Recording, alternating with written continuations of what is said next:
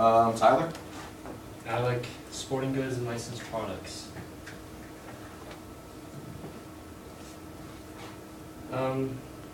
Licensed products are the items of clothing or products bearing the name, logo of a popular collegiate or pro sport team. Sporting goods are physical objects necessary for game form. As of 2010, year-to-date sales rose 1.17 billion, 11.7% from 2009 for outdoor sporting goods. Athletic apparel year-to-date sales rose 15.1% from 2009 to 2010 to $338 million. A little bit of history on sporting goods. One of the first guys to be considered a seller of sporting goods was George Tyron, who in 1811 became a major sporting goods manufacturer in the fish tackling business. Most of his customers were east of the Mississippi River. In the late 1840s to 1850s, Michael Phelan and John Brunswick were major producers of billiard companies. That's why you hear the Brunswick Bowling Company make a lot of bowling balls and a lot of other equipment like that. And they merged, the two companies merged in 1884. In 1859, Hilliard and Brasby founded the Louisville Slugger Bat Company, which is a very major and popular bat. In 1888, Rawlings was founded. 1903, the Sporting Goods Manufacturers Association was founded, and the goal of it was to sought to make the game safer by providing the right equipment. One of the first major sporting companies to be founded was in the 1920s when Adolf Addy Dessler founded Adidas. His brother Rudolph would later on to go find Puma. Little known fact, Jesse Owens was one of his first main athletes. He helped promote the Adidas cleat, which kind of made it famous. And then in 1971, Phil Knight founded the Blue Ribbon Sports, which was later on to be named Nike. By 1980, Nike made $2.69 million and surpassed Adidas as the top seller of sporting goods in America. And the reason behind this was because of its campaigns, mostly with Michael Jordan, Air Jordan, and then Bo Jackson, Bo Knows. And in 1990, it became a $2 billion company.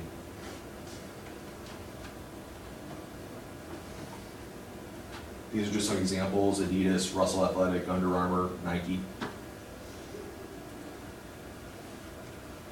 All right, licensed products. In 1924, Francis Wallace was walking in New York, and he discovered in one store's window the colors of predominantly good every year football teams: Army, Harvard, Notre Dame, Princeton, and Yale.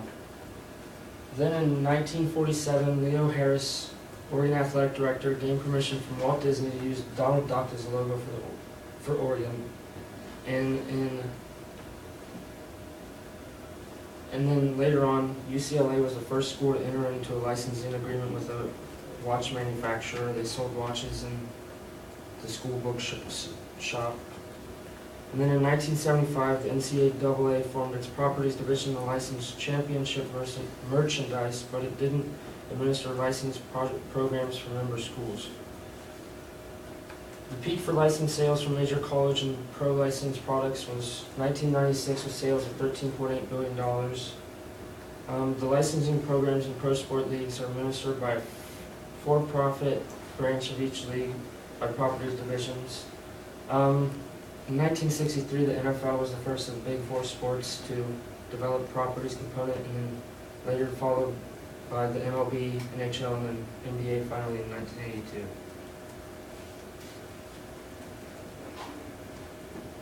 These are some examples of some licensed products. The industry format for the sporting goods. They're manufacturers of sporting goods, equipment, athletic footwear, and sports apparel. Sporting goods equipment is fitness products and sports-specific products. Athletic footwear is branded or unbranded athletic shoes for casual wear or active usage, hiking sports boots, and sandals. Sports apparel encompasses garments designed for or which could be used in active sports. And then, like I said, the Sporting Goods Manufacturers Association overlooks the producing, distributing, and purchasing of sporting goods.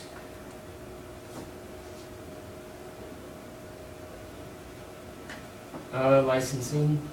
The licensee is the manufacturer seeking from teams and leagues to put their product onto their logo onto a shirt.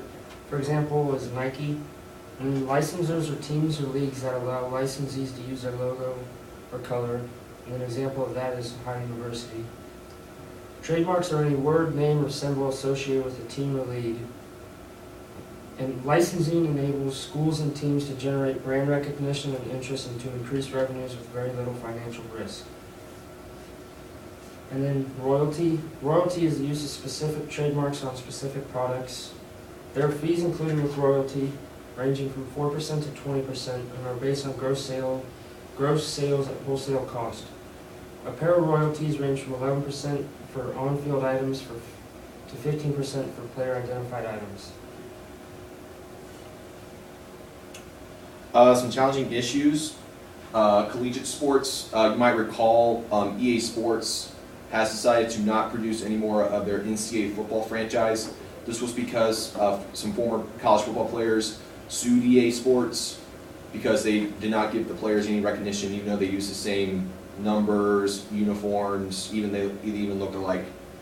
Ethics, global sourcing, which is a business turns to a foreign company to manufacture one or more of its products. Many of the companies have come under fire for low wages and unfair conditions. And then also financing is reviving a flagging segment, and then legality is antitrust and licensing agreements. So those are some challenges. And then career implications. You go into a series of fields with licensing products and sporting goods such as marketing, sales, design, testing, ownership, and executive positions. When I go into the field, I'm interested in sales, so I want to talk with teams and different manufacturers and try to come with a deal and sell the right stuff. And as for me, this is something I want to go into. This was like my first goal.